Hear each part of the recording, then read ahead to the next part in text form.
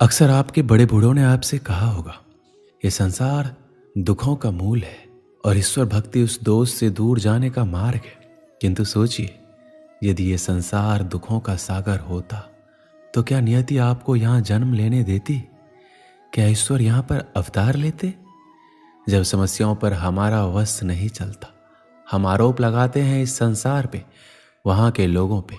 सोचते हैं काश वो यहाँ पर आया ही नहीं होता।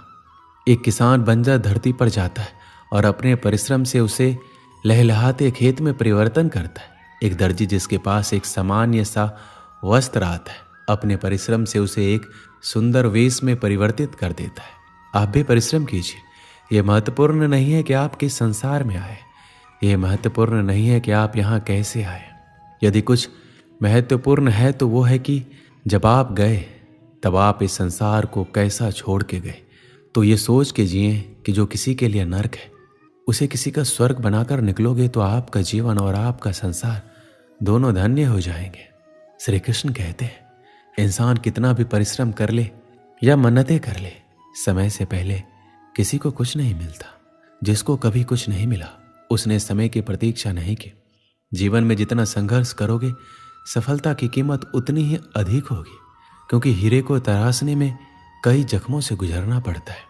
इस दुनिया में जो लोग भी सफल हुए हैं उन्हें कोई वरदान नहीं था, ना ही उनका कोई विशेष जन्म था।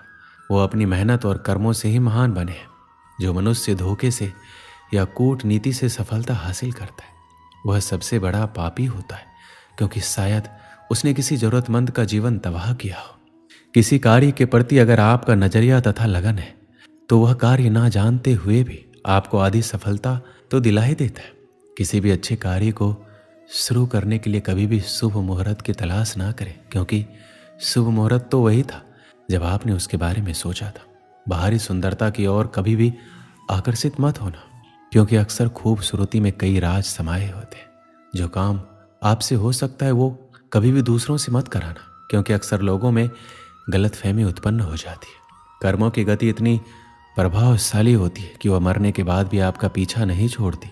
इसलिए कभी भी अधर्म कार्य मत करना। कभी भी ये मत सोचो कि मैं उस कार्य को कल करूँगा। वह कल कभी नहीं आता, बल्कि आपने अपने जीवन का एक और दिन बर्बाद कर दिया।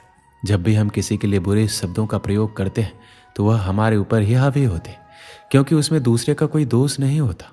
कभी भी किसी के प्रति इतनी आसक्ति ना रखो कि उसके बगैर आपका कार्य चल ना सके, क्योंकि दूसरा तो केवल एक माध्यम होता है, सफर तो उसे खुद ही तय करना होता है। आज के युग में कोई भी सच्चा प्रेम नहीं करता, वह अपने ही स्वार्थ के लिए उसे चुनता है और वक्त निकलते ही उसे छोड़ देता है। जबकि सच्चा प्रेमी तो वो है, वो बिना चाह के भी कभी आपका साथ नहीं छोड़ता। किसी भी व्यक्ति के पास इतना समय नहीं होता कि वह किसी की तारीफ कर सके, क्योंकि वह अपने बारे में अच्छा सुनने की इच्छा से दूसरे की तारीफ करता है। जब भी आपको लगे कि आप अकेले हैं तो किसी के सहारे के बजाय अपने अंदर बैठिए और उस सच्चे मित्र ईश्वर से पूछे, जो हर समय आपके हित के लिए ही सोचता है। अगर सहारा किसी का जीवन बना देता है तो यह प्रकृति इतनी सुंदर ना होती, क्योंकि जो आगे बढ़ने के लिए सहारा ढूंढता है वह पहले से ही बहुत पीछे चला जाता है। आलस्य मनुष्य का सबसे बड़ा शत्रु है। जिस शरीर में रहता है उसका नाश कर देता है। व्यायाम करने से हमारा शरीर और मन जिस प्रकार से स्वस्थ होते हैं, उसी प्रकार से नियमित ध्यान करने से मस्तिष्क और हृदय पवित्र होता है। आलसी व्यक्ति के अंदर कभी विद्या का वास नहीं होता, बल्कि कुरीति तथा कुभावना का विकास होता है। सत्य की हमेशा जिस प्रकार से जीत होती है, उसी प्रकार से परिश्रम की भी जीत होती है, भले ही उसमें थोड़ा समय अधिक लगता है। ज्ञान तो लगभग सभी के अंदर एक जैसा ही होता है, किंतु कुछ लोग उसको अपनी आदत बना देते और कुछ लोग उसको अपनी सबसे बड़ी भूल बना देते। श्री कृष्ण कहते हैं, हमारे पास अक्सर बहुत लोग आते हैं, कुछ को हम समय देते हैं, कुछ का हम तिरस्कार करते हैं, किंतु तिरस्कार कभी नहीं करना चाहिए। किसी व्यक्ति के पास आपके आने के 3 मुख्य कारण होते हैं, भाव, अभाव और प्रभाव। यदि कोई आपके पास प्रेम भाव से आए तो उसे प्रेम दीजिए, सम्मान दीजिए। यदि कोई आपके पास अभाव में आए तो उसकी आवश्यकता समझे और जितना हो सके स्वयं से उसकी सहायता करें। और यदि कोई आपके पास प्रभाव के कारण आए तो उसको समुचित सम्मान दे। तो खुद को भाग्यशाली समझे कि कोई आपके प्रभाव में है, किंतु तिरस्कार कभी ना करे। तिरस्कार जन्म देता है कुंठा को और कुंठा किसी को भी आपका शत्रु बना देती, इसलिए मित्र बनाए। श्री कृष्ण कहते हैं किसी में भी अकेले दुनिया को बदलने की ताकत नहीं है, लेकिन आप पानी में एक पत्थर फेंक कर कई तरंगे पैदा करने के समान बहुत कुछ कर सकते। हर कोई जानता है कि हम क्या हैं, पर यह नहीं जानते कि हम क्या बन सकते। अगर आपने अंदर की खूबी को पहचान लिया तो आप सब कुछ प्राप्त कर सकते। जीवन में कभी भी दुख से ना डरो, क्योंकि जब ठोकर लगती है तभी मनुष्य सीख पाता है और संभल कर चलता है। मनुष्य की गलतफहमी है कि भाग्य ही सब कुछ है, लेकिन भाग्य नाम की कोई चीज नहीं होती। इसकी केवल मनुष्य ही पूजा करता है। अगर मनुष्य अपने जीवन में ये सोचता है कि उसके सोचने मात्र से कार्य सफल हो जाएंगे, तो ये उसकी सबसे बड़ी भूल होगी, क्योंकि शेर को भी अपना शिकार खुद ही करना पड़ता है। भाग्य तभी होता है जब मनुष्य कर्म करता है, और कर्म नहीं करता है तो वही भाग्य अभिशाप बन जाता है। मानव का भाग्य पूर्व जन्मों के कर्मों से बनता है, और वर्तमान जीवन में उस कर्म के प्रति कर्तव्यनिष्ठ होकर कार्य करने से ही वह सफल हो पाता है। मनुष्य को हमेशा ये सोचना अनिवार्य है कि जो भी कर्म मैं कर रहा हूँ उसके संतान पर वैसा ही प्रभाव पड़ेगा, अर्थात पुत्र के अंदर भी वही गुण विद्यमान होंगे। मानव के जीवन में संगति का असर बहुत पड़ता है। अपनी बराबरी की संगति भी उतना प्रभाव नहीं करती जितना कि श्रेष्ठ लोगों की संगति से जीवन सुधरता है। मनुष्य दुनिया तभी बदल सकता है जब वह खुद में परिवर्तन करे। अगर आपका स्वभाव अच्छा है तो आपको कैसा भी समाज क्यों ना मिले, आप में कोई भी अगुण समाहित नहीं हो सकते। मनुष्य को कोई भी कार्य बिना सोचे समझे नहीं करना चाहिए, क्योंकि बाद में यही आपत्ति का कारण बनता है। और थोड़ा सोचे और कार्य को सफल करे। व्यक्ति को पता रहता है कि लोभ ही उसके दुखों का और विनाश का कारण है, फिर भी उसे छोड़ना नहीं चाहता, जबकि छोड़ने में ही भलाई है। जीवन में याद रखना, कभी किसी कसमों का अग्रणी मत बनना, क्योंकि कार्य सिद्ध होने पर सबको शाबाशी मिलती है और बिगड़ने पर उसी व्यक्ति को क्षति पहुंचती है। ऐसा जन्म भी किसी किसी का होता है जो जीवन में कितना भी संकट क्यों ना आ जाए, वो कभी अपना धैर्य नहीं खोते, और वही व्यक्ति महान लोगों की श्रेणी में गिने जाते हैं।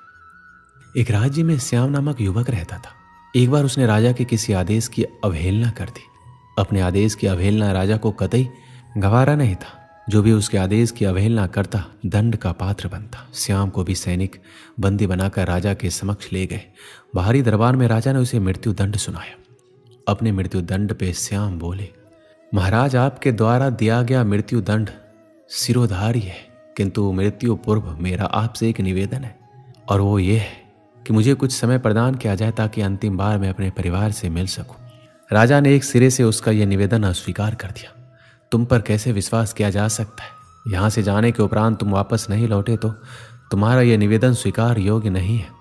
राजा के ये कहते ही राज दरबार में उपस्थित प्रजा में से एक युवक सामने आया और बोला, महाराज, मेरा आपसे निवेदन है कि श्याम को उसके परिवार से मिलने जाने दिया जाए।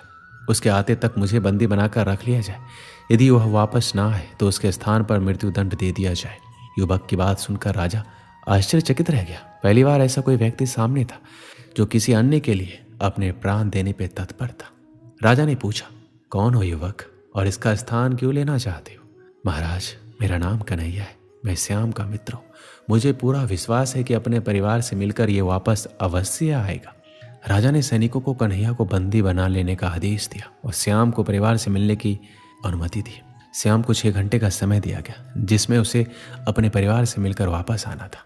श्याम घोड़े पर सवार होकर अपने परिवार से मिलने पहुंचा। सबने मिलकर तुरंत वापसी की राह पकड़ ली। वह समय व्यर्थ नहीं करना चाहता था। समय पर राजा के समक्ष ना पहुंचने पर उसके मित्र के प्राण संकट में पड़ सकते थे। तीव्र गति से घोड़ा दौड़ाते हुए राजमहल की ओर चला आ रहा था। एक स्थान पर वह घोड़े से गिर पड़ा और चोटिल हो गया। इधर निर्धारित 6 घंटे पूरे हो गए। श्याम राजमहल नहीं पहुंच पाए। इस स्थिति में कन्हैया को मृत्युदंड के लिए तैयार किया जाने लगा। अपने अंतिम समय में कन्हैया ने श्याम को स्मरण किया और आंखें बंद कर ली। वह प्रसन्न था कि वह अपने मित्र के काम आ सका, किंतु अंतिम क्षण में श्याम राजमहल पहुंच गया। वह राजा से बोला, देरी के लिए क्षमा महाराज, मैं घोड़े से गिरने के कारण चोटिल हो गया था। अब मैं वापस आ चुका हूँ, कृपया मेरे मित्र कन्हैया को छोड़ दीजिए। श्याम का कथन सुनकर कन्हैया ऊंचे स्वर में बोला, मित्र तुम चले जाओ। श्याम बोला, नहीं मित्र, मेरा दंड तुम कैसे भोग सकते हो, और मैं तुम्हें ऐसा कैसे करने को दे सकता हूँ? मेरा दंड है, मैं ही भोगूंगा। तुमने मेरे लिए जो किया उसके लिए मैं तुम्हारा आभारी हूँ। राजा श्याम और कन्हैया की मित्रता देखकर प्रसन्न हुआ और बोला, ऐसी मित्रता मैंने आज तक नहीं देखी। मैं तुम दोनों से बहुत प्रसन्न हूँ और घोषणा करता हूँ कि तुम दोनों में से किसी को मृत्यु दंड नहीं दिया जाएगा। मैं तुम दोनों को स्वतंत्र करता हूँ। इस कहानी से क्या सीख मिलती है? सच्चा दोस्त एक अनमोल रिश्ता है जो जीवन का महत्वपूर्ण हिस्सा होता है। वह व्यक्ति जो हर घड़ी आप पर विश्वास करता है और आपके साथ खड़ा रहता है सच में महत्वपूर्ण होता है, क्योंकि वह आपके जीवन में साथी और समर्थन देता है। एक सच्चा दोस्त आपके सारे राज और बातें सुनता है, आपके साथ खुशियों में साझा करता है और आपके दुखों में सहानुभूति दिखाता है। सच्चे दोस्त का साथ आपके जीवन को अधिक मजबूत और सुरक्षित बनाता है। एक सच्चे दोस्त के साथ समय बिताना अद्वितीय और मान्य होता है और इससे आपके जीवन में आत्मविश्वास बढ़ता है और आपके लिए एक सुरक्षित स्थान प्रदान करता है और आपके साथ हर मोड़ पर होता है। दोस्त जीवन के सफलता और खुशियों की दिशा में एक महत्वपूर्ण भूमिका भी निभाता है और यह रिश्ता जीवन भर बना रहता है। दोस्तों, इस वीडियो में बस इतना ही। मिलते हैं अगली वीडियो में। अपना ख्याल रखिएगा। जय श्री कृष्ण।